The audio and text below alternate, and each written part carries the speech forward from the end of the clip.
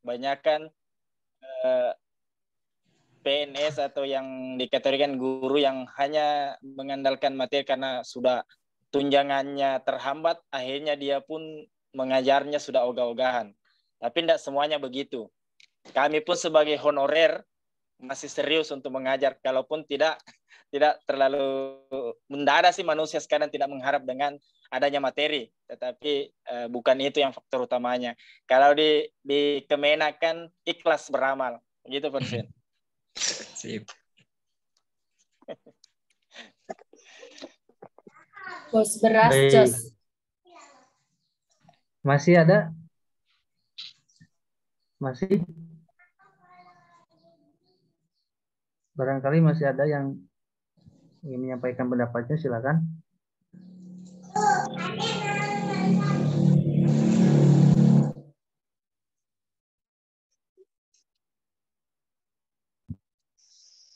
Ibunya ada, Ibu? Kalau masih ada, silakan. Kalaupun tidak, ya tidak memaksakan. Berarti bagian saya.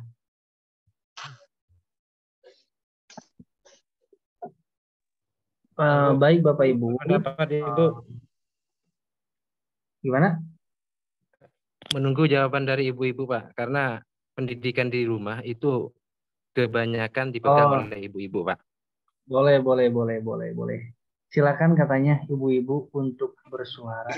Ya, ibu. Pancing lagi. Ibu-ibu biar bersuara. Al-Ummatul Ula. Kalau di rumah masing-masing paling banyak bersuara begitu ya? Ya. Silakan ya, Pak, Ibu. yang marah-marah ya ibu-ibu. Setidaknya perwakilan lah. Yang Siapapun, belum ibu-ibu juga boleh bersuara. Ada Ibu? Bu Robi, gimana Bu Robi? Itu Masih belum malu-malu. ibu-ibu itu, belum ibu-ibu itu. Belum. Mungkin pengalamannya Bu Robi. Baik. Tapi sudah ibu guru, Pak. Dikarenakan belum berkeluarga, jadi belum tahu ya, Pak. Oh gitu. Gitu. Kasihan. Baik Bapak Ibu, saya potong sebentar ya. Pertama saya setuju memang proses pendidikan pada masa Rasulullah itu cukup baik, cukup optimal, itu tidak bisa kita pungkiri. Tetapi biasanya pendidikan itu sangat bergantung pada pendidik. Rasulullah itu adalah makhluk terbaik di muka bumi. Maka wajar kalau misalkan menghasilkan sahabat-sahabat sebagai dalam tanda petik muridnya, itu juga outputnya sangat baik. Karena Rasulullah pun adalah manusia terbaik. Bahkan kalau tidak salah, Michael Hart itu menulis buku 101 tokoh terbaik di dunia sepanjang masa. Dia kalau tidak salah orang non-muslim, saya tidak tahu pasti Katolik atau Protestan. Yang jelas dia menempatkan Rasulullah itu sebagai manusia terbaik pertama. Oleh karenanya ada sebagian pihak yang tidak setuju karena dia orang non-muslim menempatkan Rasulullah sebagai orang terbaik di muka bumi ini. Nah, sangat wajar kalau misalkan bisa menghasilkan output yang sangat baik. Karena Rasulullah sebagai pendidik juga adalah manusia terbaik. Dan Rasulullah itu adalah manusia yang dididik langsung oleh Allah. Jadi wajar Rasulullah menjadi manusia terbaik di muka bumi.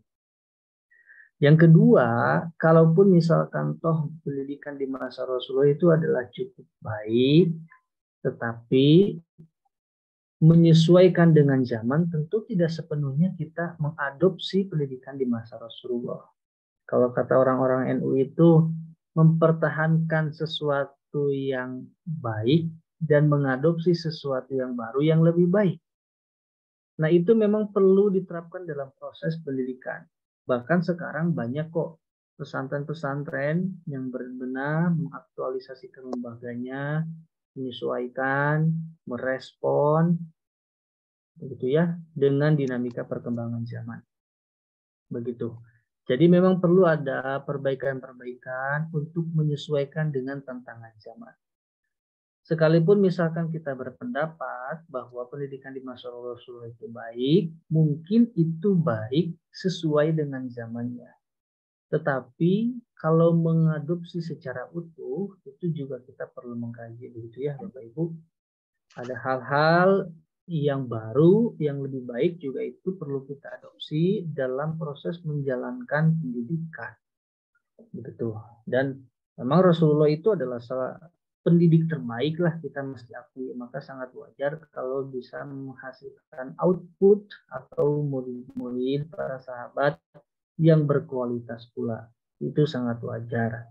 Nah, oleh karenanya dalam proses pendidikan kita perlu introspeksi diri. Dalam PTK itu, penelitian tindakan kelas, sebelum kita melakukan penelitian, langkah utama yang harus dilakukan, guru introspeksi diri. Kenapa siswa malas belajar? Apakah gara-gara saya mengajarnya dengan metode yang monoton, klasik, gitu, tidak berubah-ubah, ceramah jadi metode pembelajaran favorit? Nah, oleh karenanya, di dalam proses penilaian PTK itu harus introspeksi terlebih dahulu. Jika kemudian sudah menerapkan berbagai metode pembelajaran yang sesuai dengan karakteristik materi, maka langkah berikutnya mengidentifikasi kemungkinan masalah lain yang ditimbulkan. Barulah di situ kita bisa melaksanakan pendidikan PTK. Jadi introspeksi itu memang penting. Kenapa siswa tidak soleh? Apakah karena sayanya sebagai pendidik juga tidak soleh? Itu kan sangat penting. Begitu. Jadi kalau misalkan Rasulullah soleh, sangat soleh. Cerdas, wah cerdasnya sudah siapa yang bisa membandingi? Gitu. Jadi wajar keutamaan-keutamaan beliau itu banyak hal turun kepada para sahabat yang dididiknya. Lalu misalkan, kalau misalkan kenapa banyak orang yang selalu maksiat, pendidikan sudah sedemikian banyak, apa ya? Di masa Rasulullah pun sebetulnya orang yang membangkang selalu ada, begitu ya. Sekalipun pendidikan di masa Rasulullah itu kita katakan baik, itu sesuai dengan tantangan zamannya. Nah, pada konteks hari ini juga mengalami hal yang sama. Orang-orang misalkan yang melanggar syariat agama itu juga banyak. Apalagi dengan adanya media sosial, semua serba diekspos, diupload, diposting, begitu ya. Jadi orang banyak tahu tentang bagaimana dunia luar. Karena dengan globalisasi ini sekat-sekat perbatasan itu menjadi hilang. Kita menjadi tahu segala informasi di berbagai belahan dunia, begitu ya.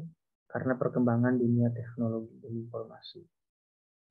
Jadi itu Bapak Ibu yang bisa saya sampaikan. Pertama, saya tidak bisa menafikan proses pendidikan di masa Rasulullah itu sangat baik, sesuai dengan zamannya. Tetapi kita pun dalam menjalankan pendidikan harus mempertahankan sesuatu yang baik dan mengadopsi sesuatu yang lebih baik. Sesuatu yang baru, yang lebih baik. Begitu. Ada lagi Bapak Ibu? Atau ibunya? Silakan. Cukup?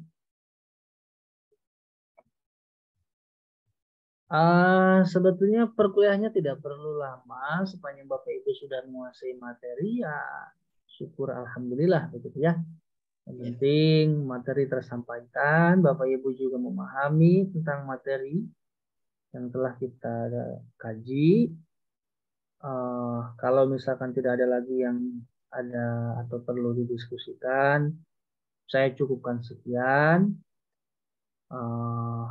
Saya mohon maaf apabila ada sesuatu hal yang kurang berkenan. Saya pamit undur diri begitu ya, Bapak Ibu. Terima kasih untuk semuanya. Nanti untuk absen saya akan tulis saja di sini di screenshot ya. Baik, terima kasih Bapak Ibu. Assalamualaikum warahmatullahi wabarakatuh. Waalaikumsalam warahmatullahi wabarakatuh. Monggo di screenshot. Saya mohon undur diri ya. Oke, Pak.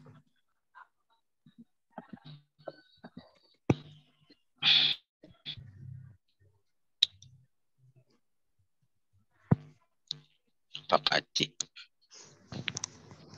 Pak Yatna bangun, Pak Yatna.